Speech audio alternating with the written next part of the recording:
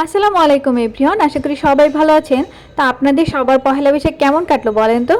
আমি তো সারা দিন বাসায় বসেছিলাম, কারণ আমি যেখানে থাকি সেখানে সেদিন মূলত সারাদিনই বৃষ্টি হয়েছে, তাই আমি কোথাও বের হতে পারিনি।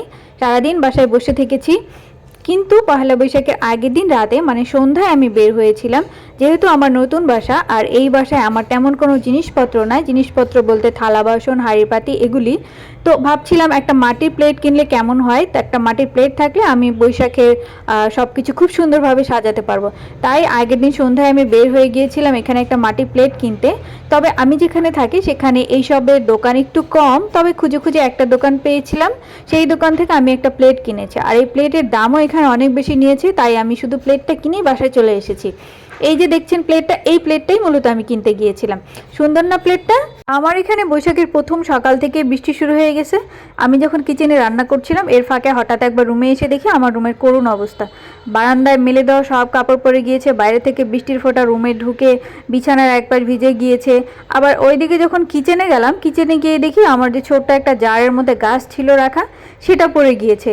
কিচেনের থাই দিয়ে প্রচুর বাতাস আসতো, ওই বাতাসে মেবি এটা পড়ে গিয়েছে। তারপর এটাকে আমি আবার ঠিকঠাক করে জায়গা মতো রেখে দিলাম। এরকম ছোট কাচের হোক কিংবা অন্য কোনো প্লাস্টিকের জারে আমার ছোট ছোট গাছ রাখতে খুব ভাল লাগে। আমি এই জারের মধ্যে আমি আগে একটা মানি প্ল্যান্ট রেখেছিলাম, তবে সেটা নষ্ট হয়ে যাওয়ার পর আমি এই গাছগুলো রেখেছি।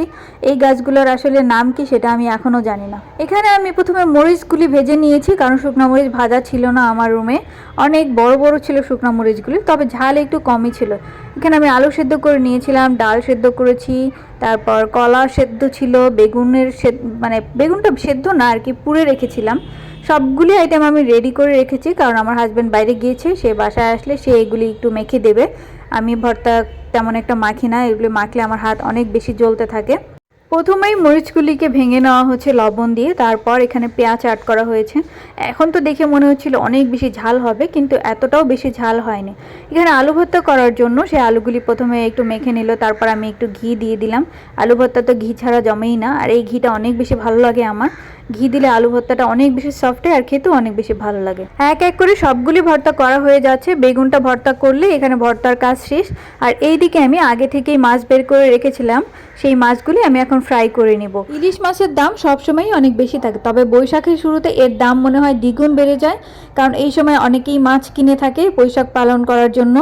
মাছগুলি ভাজা হয়ে গেলে আমি এখানে প্লেটে ভাত নিয়ে নিয়েছি, মানে পান্তা ভাত নিয়ে নিয়েছি। তারপর এখানে পানি অ্যাড করছি। তারপর এখানে অ্যাড করব যে আমি ভর্তাগুলি বানিয়েছিলাম সেইগুলা। এখানে ছিল আমার আলু ভর্তা, কলা ভর্তা, ইলিশ মাছের লেজ ভর্তা ছিল, তারপর ডাল ভর্তা ছিল, কাঁচা পেঁয়াজের ভর্তা ছিল শুকনো মরিচ দিয়ে, বেগুন ভর্তা ছিল। তো সব কিছু দিয়ে তারপর আমি প্লেটটাকে সাজিয়ে ফেলাম। এই ছিল আমার বৈশাখের আয়োজন। আশা করি আপনাদের ভালো লেগেছে।